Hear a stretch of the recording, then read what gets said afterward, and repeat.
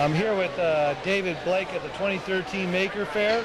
And he's been working for more than 20 years on an X-ray diffraction machine to get it into the size to put it on the Curiosity lander. The question is, okay, Curiosity has a successful landing, but it also could have crashed and nobody would hear from it. What was going through your mind during that whole phase? It was, what was that book starts? It was the best of times, it was the worst of times. We were all going crazy, yelling and screaming, and none of us really knew if it was going to work. And in fact, I have a little story about that. I was rooming with the mineralogist who's on my team, and the night before landing, we went to buy toilet paper and food and stuff for our apartment, and I grabbed a roll of 24 toilet paper, and my friend said, "Wait a minute, let's just get two, let's see what happens." So okay. He didn't want to spring for the 24 roll in case we crashed. So more than 20 years of working on this X-ray diffraction. You call it the CheMin, is that right? It's called the CheMin instrument. It stands for chemistry and mineralogy. And what it does is it analyzes rocks and tells you what minerals are present in the rocks. Okay, but still, over that 20 years to fit it all into the size, and you can put it inside the spacecraft. But what were some of the challenges? I mean, was there many, or was there one particular big one? The size, even today, the size of a commercial instrument is about like a double-wide refrigerator.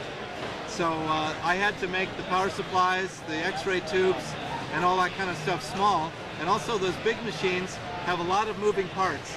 And moving parts cost a lot of money, and they tend to fail after a time in space. So I had to get rid of the moving parts, get rid of those big high voltage supplies, get rid of the big X-ray tubes.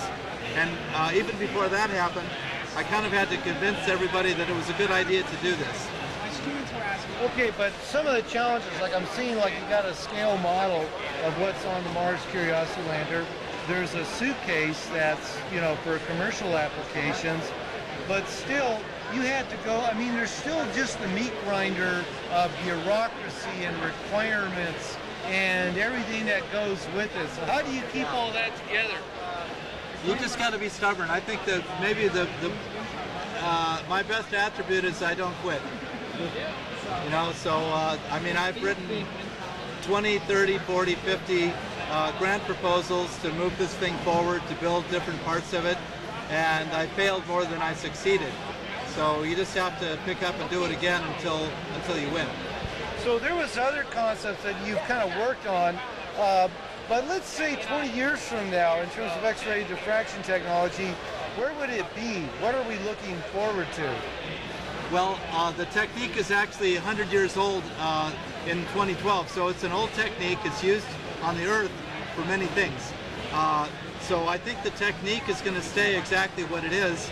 We have to develop mechanisms to get samples, to analyze samples without all the heavy-duty crushing and grinding and delivery of powder. So we have to figure out ways to analyze whole rocks in the same way that we do with these powders. Okay, so anyway, coming back to the people here at the Maker Faire, what kinds of questions do they ask? I'm sure you always say, well, what about the Martian, you know, life and all that kind of thing, and when do we see little animals running around or whatever? Or what kinds of questions do you get? I actually didn't get many questions like that. There was a lot of interest. The funny thing was, a lot of people are more interested in the 3D model that was done on 3D printer than they were in the instrument. They wondered how it was done and if they could download it. But basically, people are surprised that they're kind of surprised we haven't found life yet, I guess.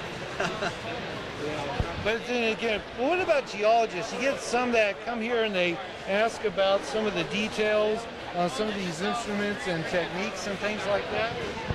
Yeah, a lot of people do know about X-ray diffraction, and they're kind of surprised that we're able to make something small enough to actually go to Mars or to another planet. So, but there's been a lot of great interest and a lot of great questions. One thing I discovered is little kids are the best questioners. I mean, they're not afraid to ask a question that they don't know. So they ask the best questions. And you get some challenging ones. Oh yeah. So what about hobbyists? There's some people, you know, they want to get their own X-ray diffraction to do things. The costs are coming down, but I think it's still pretty expensive for just a curiosity item for the hobbyist. Yeah, it's true. Well, X-ray diffraction, you need a high voltage power supply and an X-ray tube, and you're talking about radiation, so it does take some precautions. These things you see here are perfectly safe, but I can't say the same of everything that I've done over the last 25 years.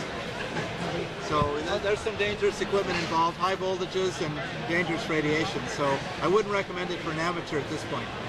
Okay, so have you had an opportunity to take a look at the rest of Maker Faire? No. I've pretty much walked in and out. I'm kind of dying to walk around and see all the stuff. Okay, so here with David Blake of NASA on the X-ray CheMin of the Mars Curiosity Lander, the X-ray diffraction, one of the key people developing this thing. And thank you. You're very welcome. Thanks for asking.